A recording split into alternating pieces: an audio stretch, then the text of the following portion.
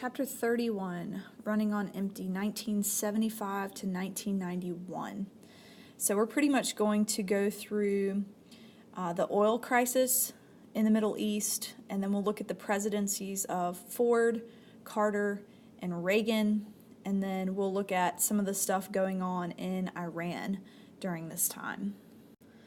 So we're starting with the oil crisis.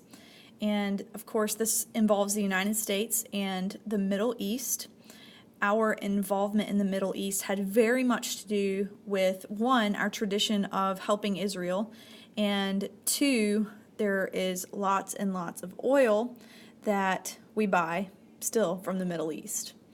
So the oil crisis began on October 6th, 1973, when Egyptian and Syrian forces attacked Israel on the eve of Yom Kippur. And Yom Kippur is the Jewish Day of Atonement. That was very much on purpose, not on accident.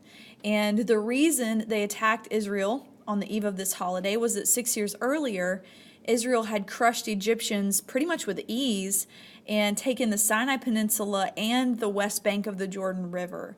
And so now Egypt showed up 6 years later, ready to cut Israel in half. And although this offensive initially resulted in significant advances for Egypt, the Israeli armed forces, with substantial quantities of arms and airplanes from the U.S., turned the tide and forced Egypt to surrender. So the Israeli Prime Minister Golda Meir had pleaded with Nixon for help, and of course Nixon promised, quote, every last GD airplane. One of the things that came out in Watergate was how crude his language was, and it certainly was. So the Israelis were receiving lots of support from the United States with weapons and airplanes. So the Israelis then crossed the Suez Canal, cut Egyptian supply lines, and forced Egypt's president, Anwar Sadat, to surrender. So this was an Israeli victory. Well, the problem was that now the Arab oil-producing states retaliated by cutting off oil shipments to the U.S. and to other Western countries. So the price of oil for Americans rose from $3 a barrel to $12 a barrel. So this would be like gas prices going from like $2 to $8 a gallon. This was a significant increase in the cost of oil or gasoline, pretty much everything. There's a lot of stuff that we use oil for. This sent the price of nearly everything skyrocketing. And even if it wasn't something that was created by oil, the gasoline that it took to drive these products all over the United States, that did use oil. So this pretty much affected every industry. Oil heated homes, it powered factories, it was used by utility plants to generate electricity, even fibers like nylon and other synthetic fibers, plastics, paints, insecticides, fertilizers, all of those are based on petrochemicals. And of course, crude oil is refined into gasoline to run cars. So this Arab oil embargo pushed up the prices and created lots and lots of shortages. So Nixon's Secretary of State, Henry Kissinger, negotiated an agreement that involved the withdrawal of Israel from some of the territory that it had occupied in 1967. And once that agreement went through, the Arab nations then lifted the oil embargo, and gas prices, oil prices per barrel went down. America, which had once been an oil exporter, no longer made enough oil for its own use. And as the gasoline prices rose during this oil crisis,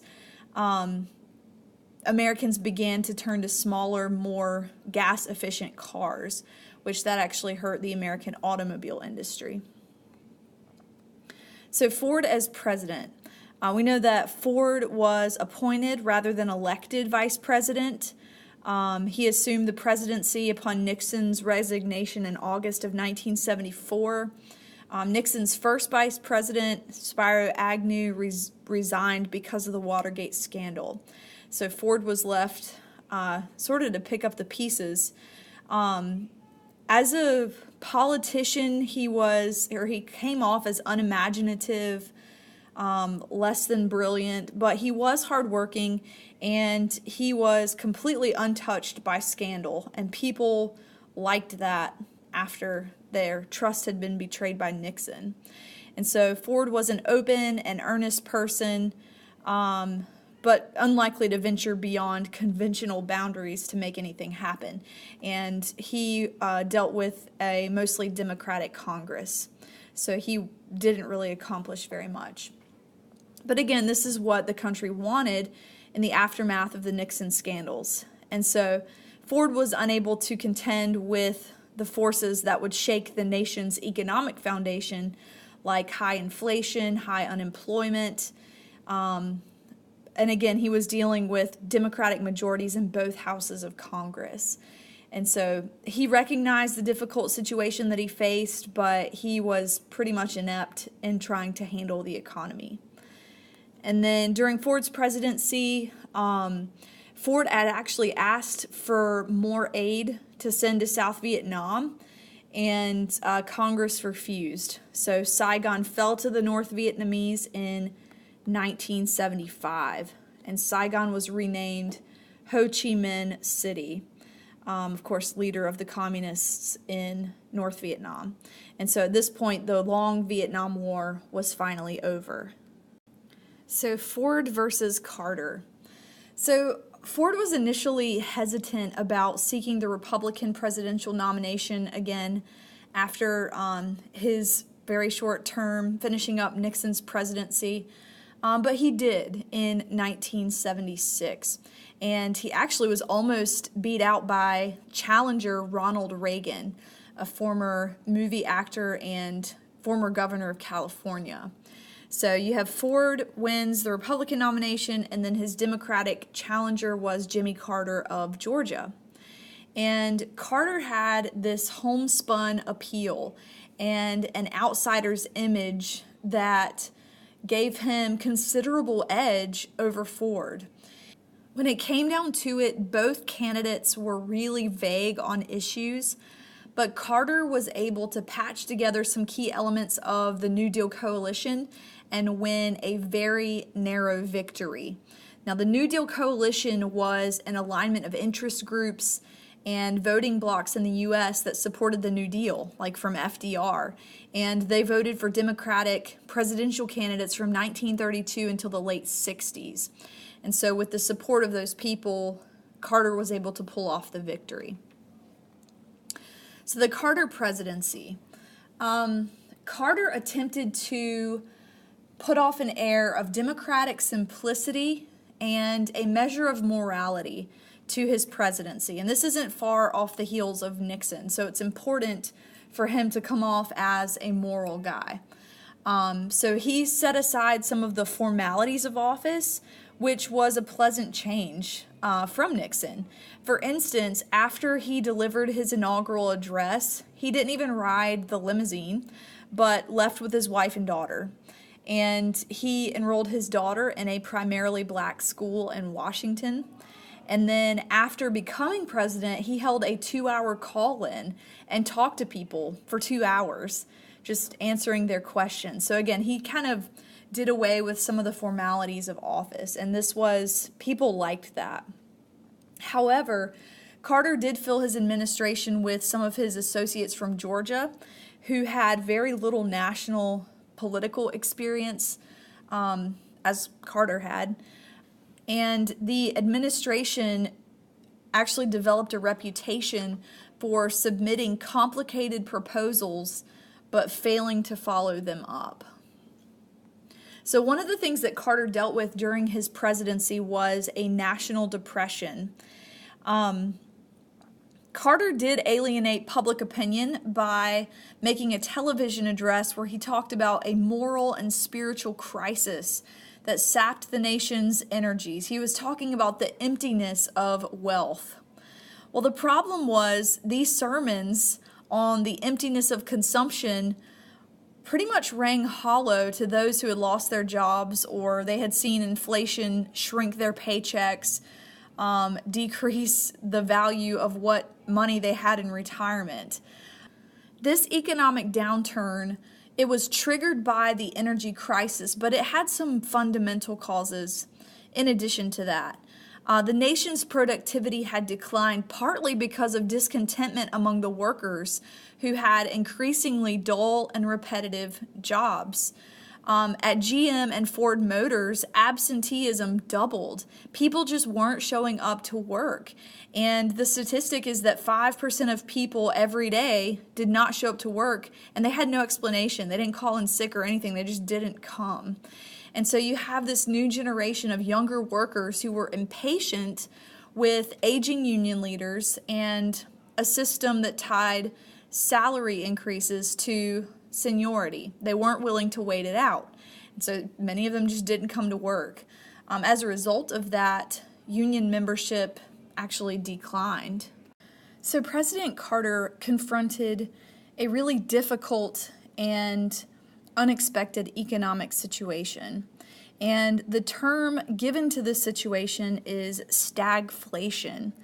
And what this is that the nation experienced simultaneously high inflation and high unemployment. Normally, unemployment extinguishes inflation.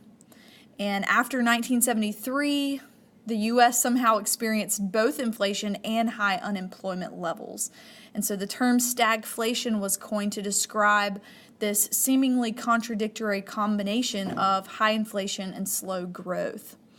So Carter's solution to the nation's economic problems pretty much paralleled those of his Republican predecessors. He had an admirable energy plan, but as he usually did, he failed to press for its implementation. He put it out there and then just kind of backed off of it. Congress did raise the minimum wage, and they tied Social Security payments to the cost of living index. So those who were living in areas of the nation where it costs more to live there, then their Social Security payments would increase to compensate for that. And while this was good for the working poor and those who were retirement age or had pensions, it unbalanced the federal budget and it caused further upward pressure on prices. And so you've got incomes rising in response to inflation and people moving into higher tax brackets. This was actually called bracket creep. This bracket creep put middle-class people in higher tax brackets. The fact that the government had decreased spending power gave rise to taxpayer revolts. And this was where taxpayers basically turned against government programs and welfare altogether. This deficit spending by the government pushed interest rates higher and thereby increased the cost of doing business. Mortgage rates soared as well. It made it really difficult to sell homes because the interest rates were so high for borrowing mortgage loans or borrowing money to pay for a mortgage.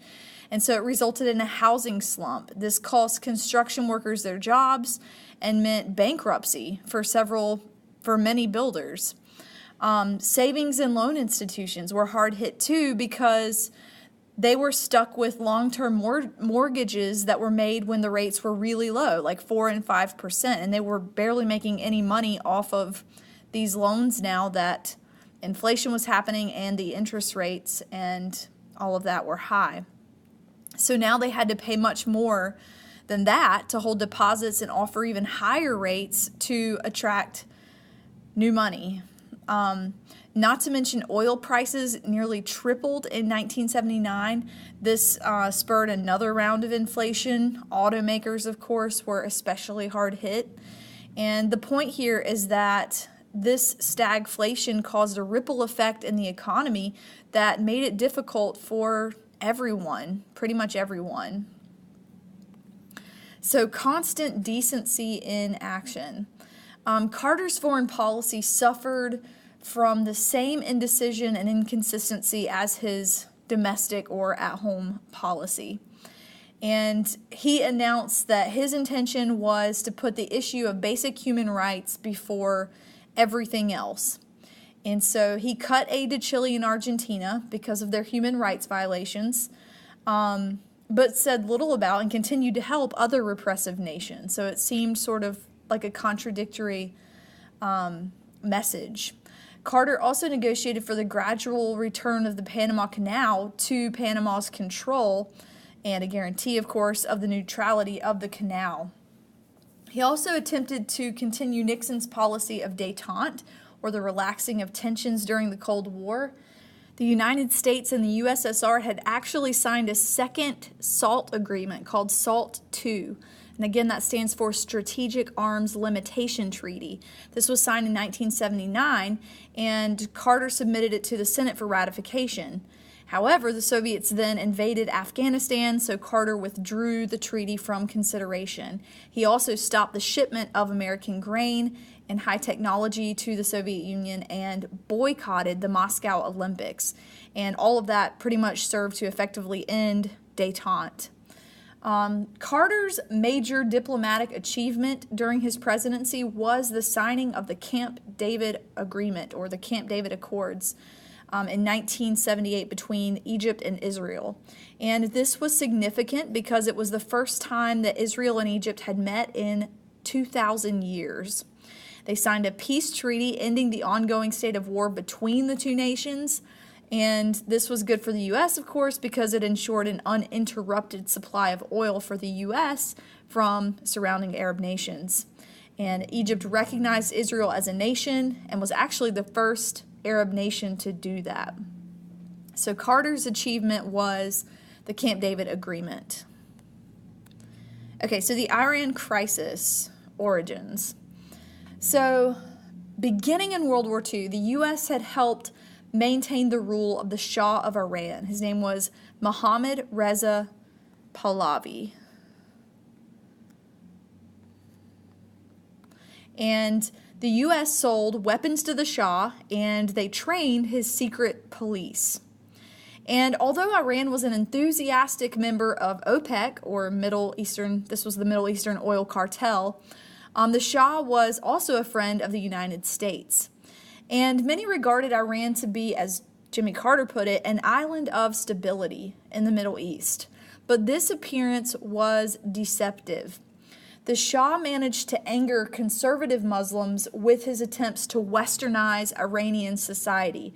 The hardcore Muslims living in Iran did not want to westernize anything in Iran, and the Shah attempted to do that. Moreover, his regime brutally suppressed political dissenters. And so the Shah's opponents hated the United States. And in 1978, the Iranian people overthrew the Shah. And so a revolutionary government came into leadership headed by the Ayatollah Ruhollah Khomeini. And Khomeini took power. And so in November of 1979, because Carter invited the deposed Shah to come to the U.S. for medical treatment, 400 Iranian Muslim militants stormed into the American embassy there in Tehran and held the Americans inside hostage. So this is the origins of the Iran crisis. So we'll pick up in the next video with the Iranian hostage crisis and the election of 1980.